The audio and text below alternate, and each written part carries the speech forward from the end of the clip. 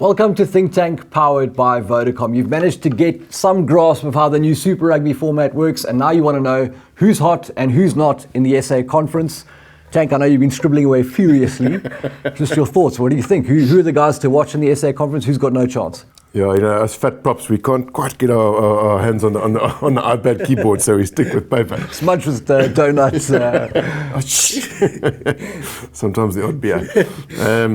Okay, so to my mind, I think it makes it a whole lot easier for South Africa. Okay. So out of the 8 teams now, because we're obviously including Sunwolves and Jaguars, we're going to get 3 that go through the quarterfinals. The Sunwolves are going to be nowhere. Based on what we saw at Newlands the other day, the Jaguars are going to take some time to get into it. And I think while they were brilliant at the World Cup, they're going to struggle over, the Super Rugby is the Comrades. Right. And the Kings are a complete horror show. So in effect, out of 5 teams, we've got 3 quarterfinal spots. So I think generally, as South Africa, we've got a much better chance of getting into the quarterfinals, and 2 of those will host quarterfinals, and from there it's anyone's game. Yeah.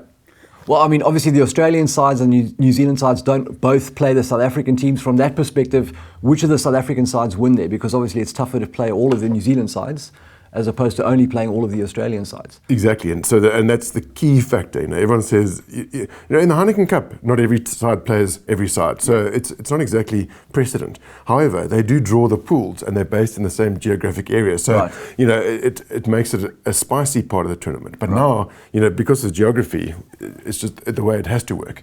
So the Cheetahs, Bulls, Stormers play the Sunwolves. Easier than Jaguars, and they don't get New Zealand.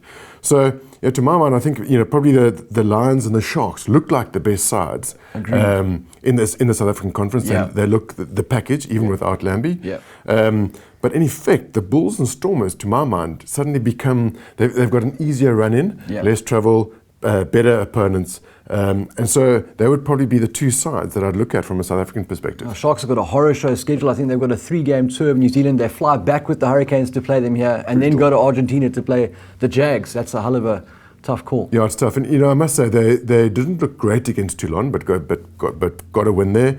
But they looked fantastic against Toulouse. And this Garth April is a doppelganger for Brayton Bolsa. Yes, I saw you wrote that. But he's going to be an interesting play at fly half. But that depth is going to be tested. So in a funny way, I mean, the Bulls, they look a solid bet. They've lost Pollard, which is monstrous. So they're going to need someone to step up in that space. But the rest looks quite well balanced, and I quite like the look of Nollis Murray.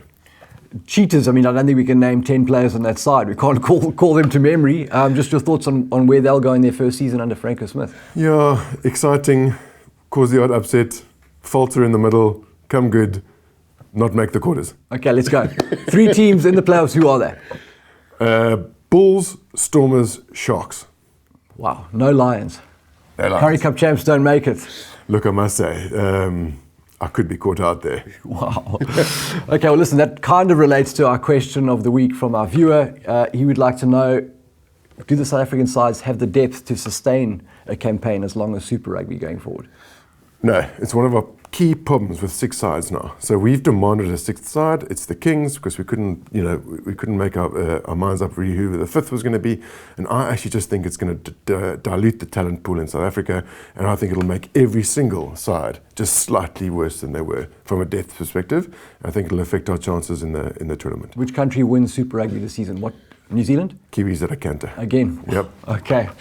It's not all good news from Tank there, guys, but I hope you enjoyed the show. Please tune in again next time, and be sure to hit us up with questions using the hashtag ThinkTank. Ciao.